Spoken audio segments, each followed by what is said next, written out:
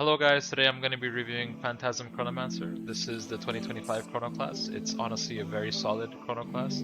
I use this when I'm playing solo, when I need to kill bosses that one-shot me, or in ultras as well. It does really high DPS.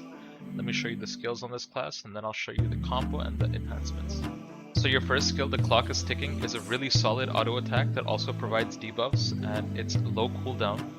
So it applies 30% dodge reduction, minus 20% outgoing damage, and reduces crit chance by 15% for 20 seconds. The amount of damage you deal on this is based on your spell power, but also the amount of stacks you have on seconds to midnight, which is your skill 3.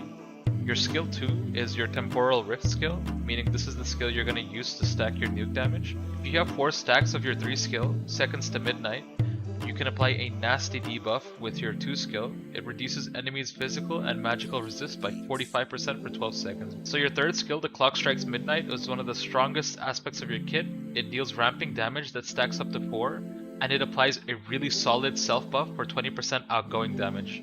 Not only does it do all that, but it also empowers your auto attack. Skill 4 Final Hours increases your dodge by 40% while also giving you a heal over time for 8 seconds. If you have 4 stacks of seconds to midnight, it applies Death Sentence that also increases your crit chance by 40% for 3 seconds.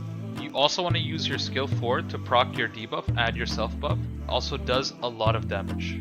Skill 5 Time of Death is your nuke. It deals damage based on the amount of temporal rift stacks you have. It stacks up to 4. And the amount of damage you've dealt in the last 10 seconds. It also gives you a solid mana buff that reduces your mana cost by 50% for 3 seconds. Alright, now I'm going to show you the combo. This is the max DPS combo, so this doesn't involve us using 4 for dodge. So you just want to open with 3-2. And you're going to get to 4 stacks of seconds to midnight and temporal rift. And then you want to go 4-2, 4-3, and then 4-5. You want to go back to 3-2 spam until you reach 4 stacks again.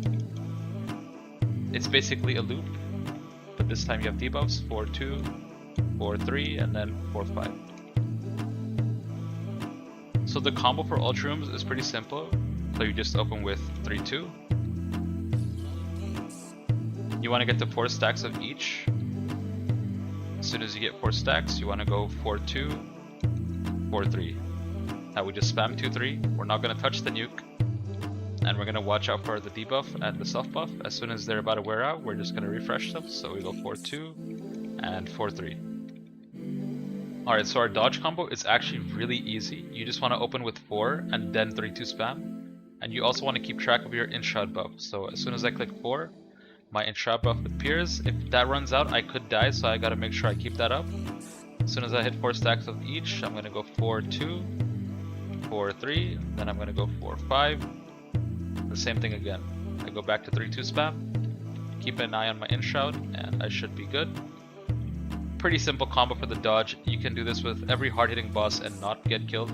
It's honestly a very solid dodge class. I would never recommend TK over this.